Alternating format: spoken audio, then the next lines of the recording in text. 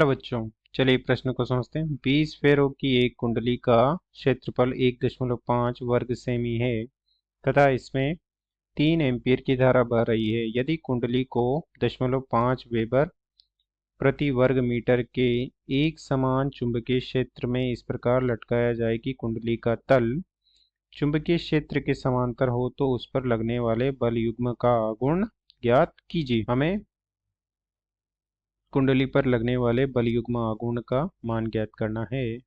मुख्य अवधारणा में हम देख सकते हैं कि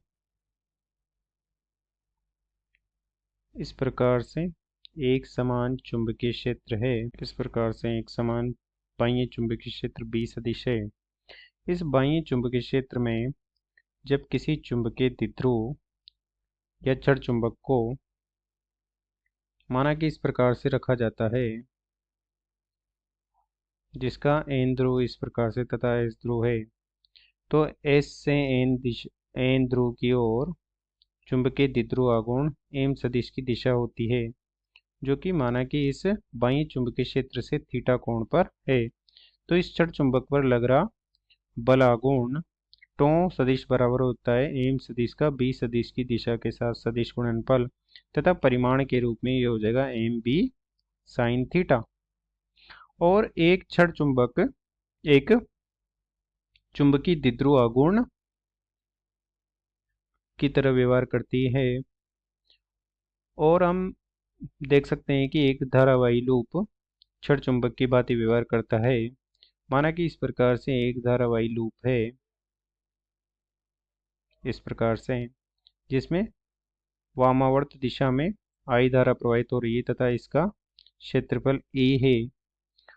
तो इसमें वामावर्त दिशा में I धारा प्रवाहित हो रही है, तो इस वामावर्त दिशा में दिखते हुए पृष्ठ की ओर N ध्रुव का निर्माण होगा तथा पीछे के पृष्ठ की ओर दक्षिणावर्त दिशा में धारा प्रवाहित होती हुई दिखेगी, जो कि इस ध्रुव की भांति व्यवहार करेगा तथा इस धारावाही लूप में चुंबकीय द्विध्रुव आघूर्ण की दिशा हो जाएगी S से N की ओर या वामावर्त दिशा में घूमती हुई उंगलियों से दक्षिण हाथ के अंगूठे के नियम चुंबकीय द्विध्रुव आघूर्ण M सदिश की दिशा को प्रदर्शित करेगा।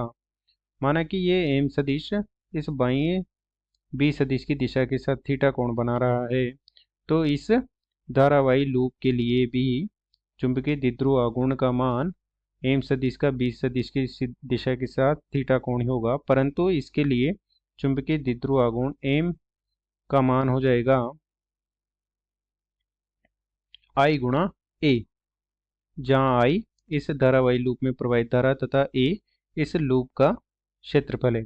तथा यदि इस धारावाही लूप N घेरों का कुंडली हो तो उसके लिए चुंबकीय द्विध्रुव आघूर्ण M बराबर हो जाएगा NIA। तो टो बराबर हो जाएगा NIA B साइन थीटा। इस प्रकार से N घेरों वाली कुंडली के लिए जिसमें बाह्य चुंबकीय क्षेत्र B में रखने पर उस पर NIAB साइन थीटा बलागुण लग रहा होगा। अब चलिए प्रश्न को हल करते हैं। प्रश्न में दिया गया है कि एक 20 घेरों की कुंडली है जो कि एक बाह्य चुंबकीय क्षेत्र में रखी है। इस प्रकार से बाह्य चुंबकीय क्षेत्र है B सदिश, प्रकार से बाह्य चुंबकीय क्षेत्र है B सदिश। इसमें हम केवल एक घेरा बनाएंगे ताकि हम उसके तल को समझ सकें।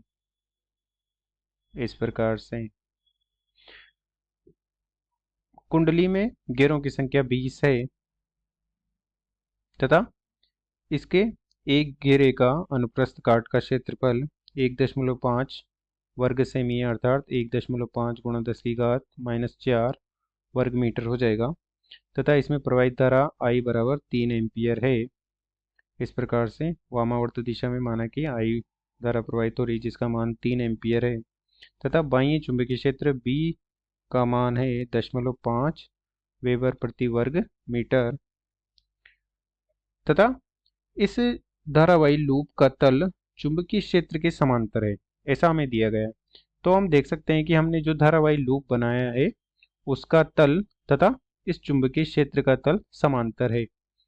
तो चुंबकीय क्षेत्र का तल और धारावाही लूप का तल समांतर है।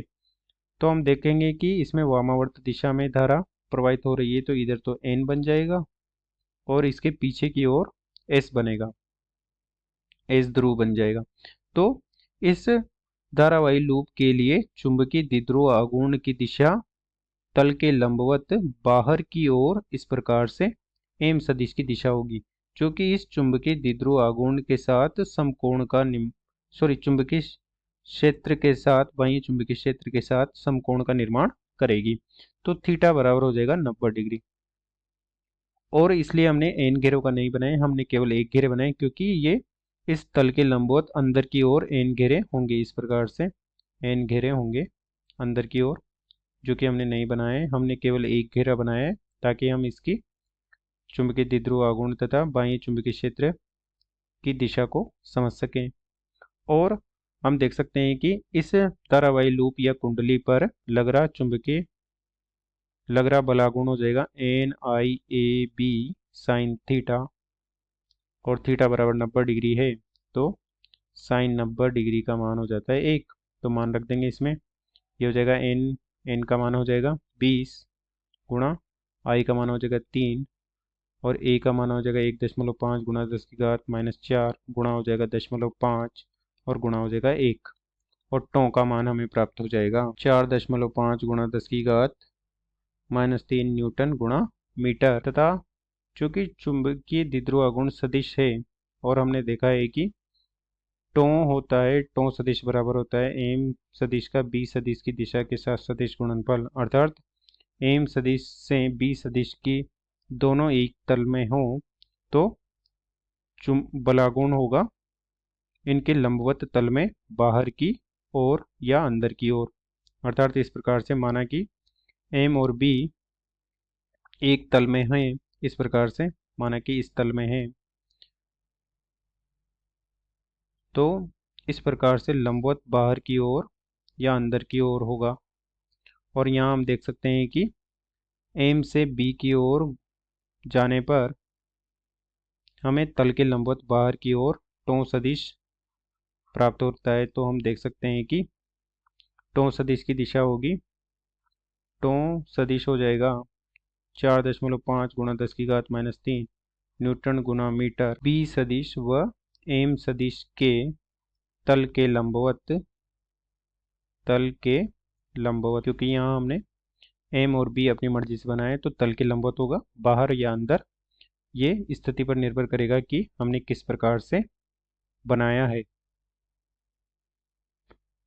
तो हमने केवल लंबवत लिखा है कि दोनों के तल के लंबवत होगा टों सदिश का मान। अतः दिए गए प्रश्न को हमने हल कर दिया है। आशा करते हैं आपको समझ में आया होगा। धन्यवाद।